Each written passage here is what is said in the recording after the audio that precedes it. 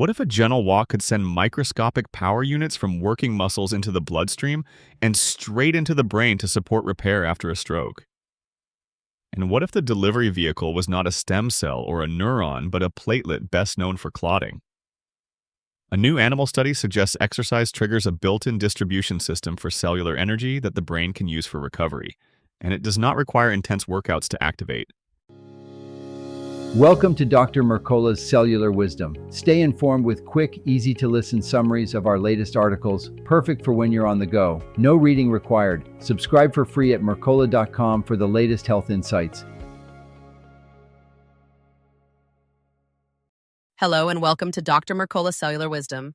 Dr. Mercola highlights a study from Juntendo University School of Medicine in Tokyo, published in MedCom, that explored whether exercise-generated mitochondria could relocate inside the body. Researchers created brain damage in mice meant to mimic stroke, then compared outcomes between an inactive group and a low-intensity treadmill exercise group. They tracked brain tissue damage, memory, movement, coordination, and markers of cellular health.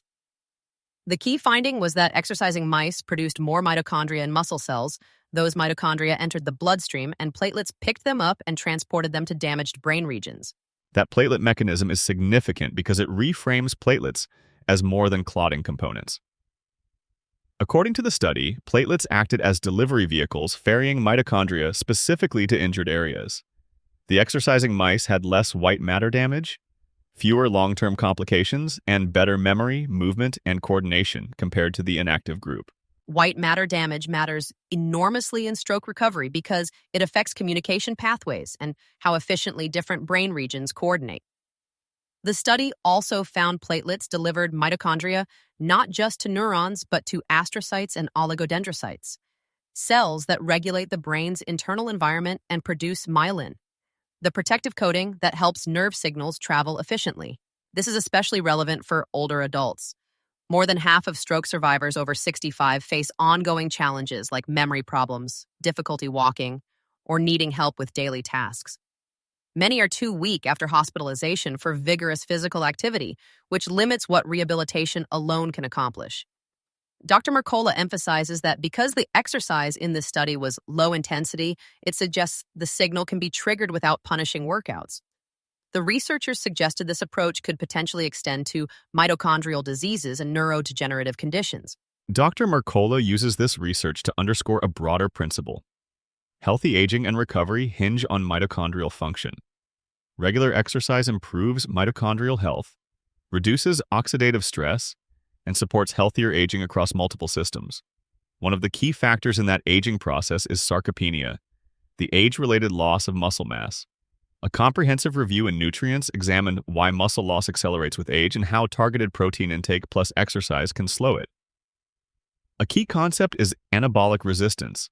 Older muscle becomes less responsive to the signals from protein and exercise. The same diet and activity that maintained muscle at 40 may not maintain it at 70. The review reported older adults often need about 1.2 to 1.8 grams of protein per kilogram of body weight per day, substantially higher than the current recommended dietary allowance. Dr. Mercola includes a more specific benchmark, about 0.8 grams per pound of ideal body weight. If someone weighs 160 pounds but has an ideal weight of 128 pounds, the daily target would be roughly 102 grams. About one-third can come from collagen-rich sources like bone broth, gelatin, oxtail, or connective tissue-containing ground beef. Per meal dosing matters as much as the daily total. The review suggests aiming for about 0.6 grams per kilogram per meal with at least 5 grams of leucine to overcome anabolic resistance. Protein cannot be concentrated at one meal and absent at others. It needs to be distributed throughout the day. The review also warns that even short periods of inactivity, like reduced daily steps or bed rest, can cause rapid declines in muscle protein synthesis in older adults. These episodes are described as catabolic crises that make recovery progressively harder with age. Resistance training is positioned as the most powerful stimulus for muscle growth at any age. The review found that protein alone is often insufficient. Resistance training at least twice weekly plus reduced sedentary time produced the most consistent improvements in muscle mass and strength. Dr. Mercola explains that body weight exercises like squats, push-ups, and rows count as meaningful resistance training and provide a safer, more accessible entry point for older adults or anyone rehabilitating. Consistency is the primary lever. Regular resistance work supports bone density, metabolism, and everyday function like standing, climbing stairs, carrying groceries, and preventing falls. The article also examines how exercise affects immunity. A study in Scientific Reports compared men over 60 who had done endurance training for many years with same-age inactive men. The endurance-trained group had natural killer cells that generated more energy, relied more on efficient oxygen-based energy production, and behaved more like those of younger adults. They also had lower levels of chronic inflammation and higher mitochondrial density within those immune cells. Dr. Mercola connects this to real life. Metabolically flexible immune cells may explain why physically active older adults recover faster from illness and injury. But the article includes an important caution. More exercise is not always better. Dr. Mercola discusses research from cardiologist James O'Keefe describing a J-shaped curve where benefits rise, peak, then decline when volume becomes excessive. People doing 4 to 7 hours of high-intensity exercise weekly may begin losing some health advantages. Beyond roughly 130 to 140 minutes total weekly, the survival advantage declines rapidly. The practical sweet spot was around 20 to 40 minutes of resistance training 2 to 3 times per week. For people who cannot lift heavy or need to protect joints, the article presents blood flow restriction training as an alternative. Bands partially restrict blood flow during light exercise, creating brief, low-oxygen conditions that stimulate muscle fibers and promote release of signaling molecules involved in anti-inflammatory and muscle-building processes. This approach allows strong muscle stimulation using very light weights or no weights at all, significantly reducing injury risk. A Katsu expert quoted in the article describes putting restriction bands on during normal daily activities and still getting exercise-like benefits.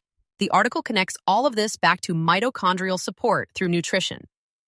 Dr. Mercola recommends choosing lean protein sources naturally low in linoleic acid after training, such as grass-fed beef, bison, or whey protein isolate rather than pork or chicken, which tend to accumulate higher levels of linoleic acid. He warns that excess linoleic acid from seed oils like soybean, corn, and sunflower oil contributes to inflammation and impairs mitochondrial function, and recommends keeping daily linoleic acid below 5 grams. Sunlight also gets mentioned as a recovery factor that supports vitamin D production, immune function, and pain regulation, with the caveat that people with high dietary linoleic acid may want to limit intense midday sun exposure until seed oil intake has been reduced. The broader theme across the entire article is that mitochondria and metabolism show up everywhere: brain recovery, muscle retention, immune function, and exercise tolerance. Growing older is normal, but losing strength and function is not inevitable if the right inputs are maintained. The practical framework combines daily movement, resistance training at least twice weekly in sustainable doses, adequate protein distributed across meals with attention to leucine and collagen, seed oil reduction to protect mitochondrial function, and tools like blood flow restriction training when heavy lifting is not appropriate. For the complete step-by-step framework, including how to calculate protein targets using ideal body weight, per meal thresholds for overcoming anabolic resistance, the specific exercise dosing ranges, and how low-intensity movement may support brain repair pathways through platelet-delivered mitochondria, visit Mercola.com and read the full article on exercise, mitochondria, and brain recovery. Thank you for listening to Dr. Mercola Cellular Wisdom. See you in the next episode. Looking for trusted health wisdom you can hold in your hands? Discover the life-changing books of Dr. Mercola at joyhousepublishing.com. These titles bring decades of natural health research into practical steps for better energy, stronger immunity, and clearer thinking. Take charge of your health with guidance rooted in science and experience. Visit joyhousepublishing.com now and claim your bonuses while they are available. Thanks for watching. Subscribe now and click the notification bell so you never miss an update. See you in the next video.